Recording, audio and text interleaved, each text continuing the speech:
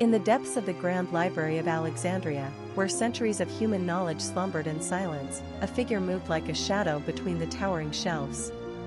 Dr. Amira Hassan pulled her robes tighter against the evening chill, her breath visible in the ancient halls. Tonight, she would attempt what no scholar had dared before. The weight of 1,000 years of interpretation pressed down upon her shoulders as she approached the restricted section, where the oldest copies of the Quran rested behind reinforced glass. Meanwhile, across the city, Marcus Chin stared at lines of code cascading down his monitor like digital rain. His artificial neural network had been training for months, consuming every translation, every commentary, every linguistic analysis ever written about the Quran. The machine hummed quietly, processing patterns invisible to the human eye. Unlike Amira, Marcus had no need for faith or tradition. His creation sought only truth through data, calculating meanings with precision that no human mind could match. Professor Elizabeth Thornton adjusted her glasses as she surveyed her students with calculating eyes.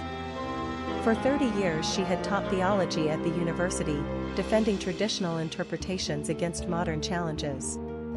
The rise of artificial intelligence in religious studies horrified her. Machines could not understand divine inspiration or spiritual nuance. Yet whispers spread through academic circles about new methods, new discoveries that threatened everything she had built her career upon. Tonight would prove whether human wisdom still held supremacy.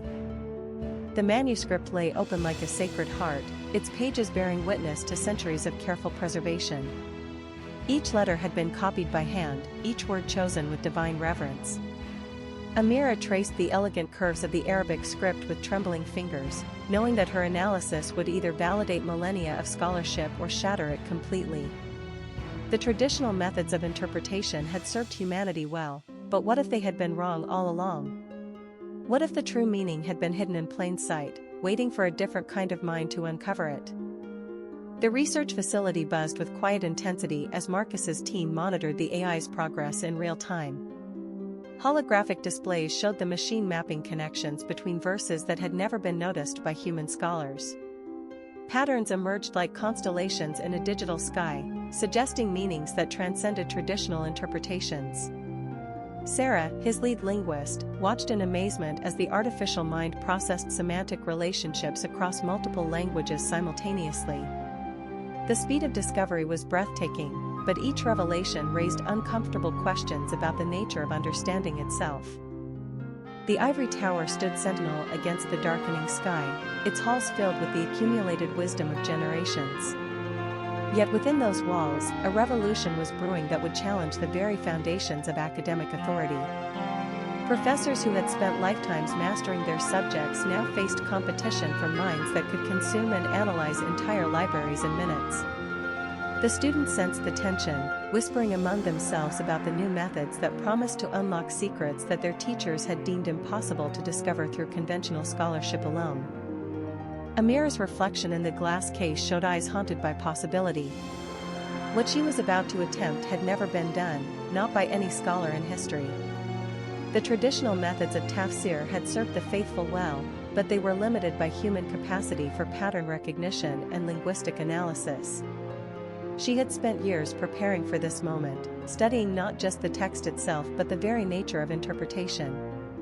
If her theories were correct, the machine might seek connections that transcended human understanding, connections that would either illuminate divine truth or reveal the terrifying limitations of human perception.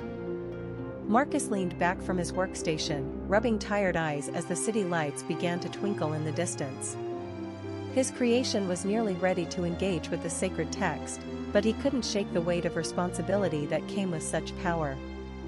Artificial intelligence promised objectivity, freedom from cultural bias and historical prejudice that colored human interpretation. Yet it also threatened to strip away the spiritual essence that made the Quran more than mere words on a page. The machine would find patterns, but could it comprehend the divine inspiration behind them? Alone in the vast silence of the library, Amira felt the magnitude of what she was about to unleash upon the world of Islamic scholarship. The traditional guardians of religious knowledge had always been human scholars, their interpretations shaped by faith, culture, and centuries of accumulated wisdom. But what if those very qualities that made human understanding precious also made it fundamentally limited? Tonight she would cross a threshold that might forever change the relationship between humanity and divine revelation, between mortal minds and eternal truth. The same sacred words appeared in two forms, separated by centuries yet connected by purpose.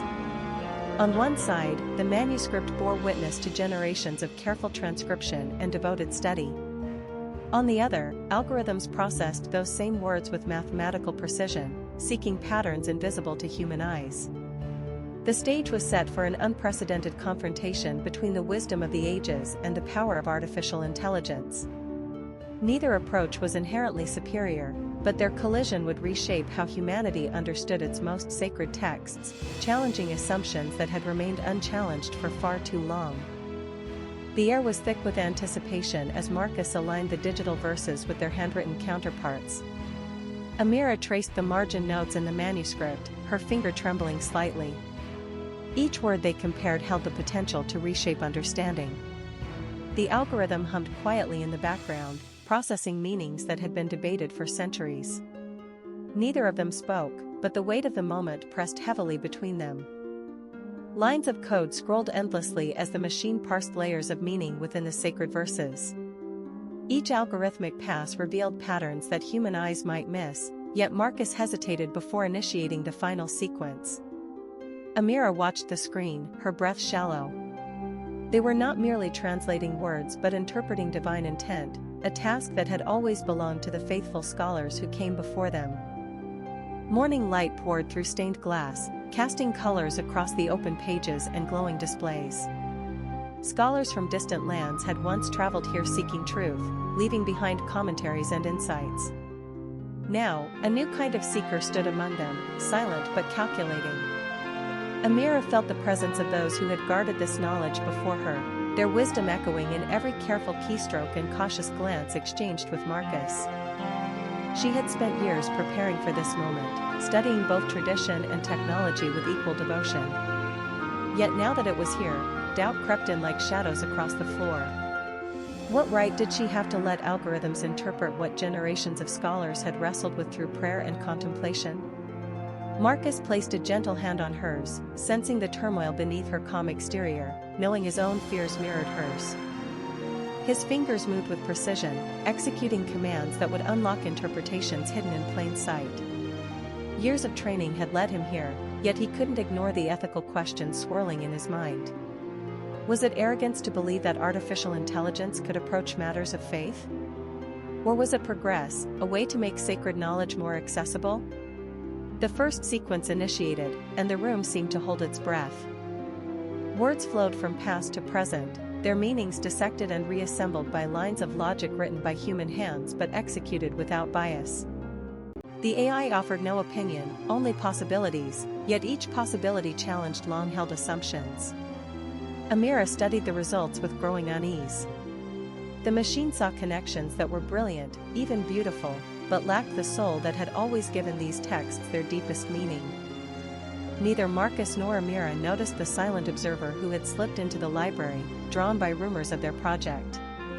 The figure remained motionless, studying their every move, calculating how this new development might affect plans set in motion long ago. The ancient texts were not merely scholarly treasures but keys to power that many would kill to control.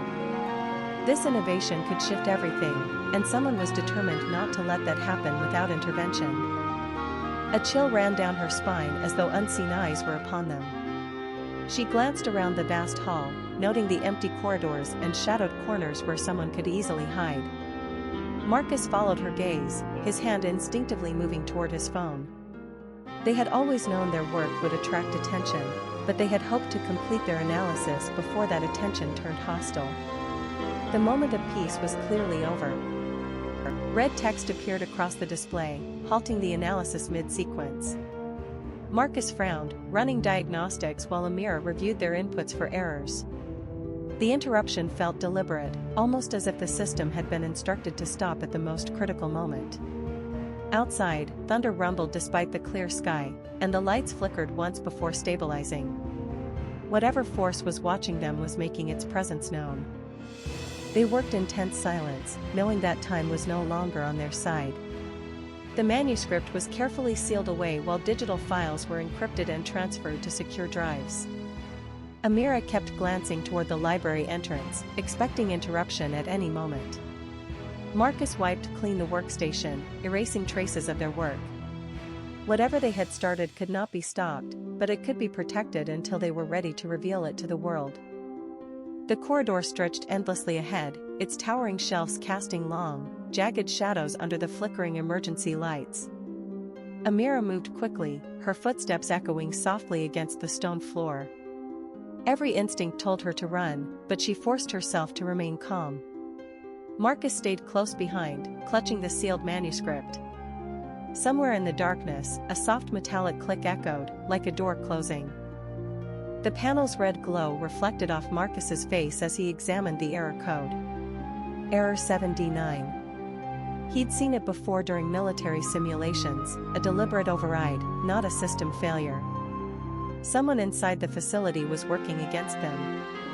Amira watched his expression shift from frustration to something colder. They were no longer just racing time. They were being hunted. The hall was eerily still, lit only by the pale moonlight filtering through high windows. Among the rows of abandoned tables, a lone figure stood motionless near the far wall. Amira stopped walking. The figure wore a long dark coat, face obscured. Neither of them moved. Then, without warning, the lights cut out entirely, plunging everything into black. The server room hummed with electronic life, rows of blinking lights casting shifting shadows across their faces. Amira's fingers flew across the keyboard, trying to reroute the data before the system locked them out.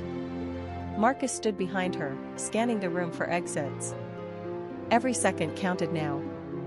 The encrypted drives were nearly ready, but footsteps echoed from the hallway outside.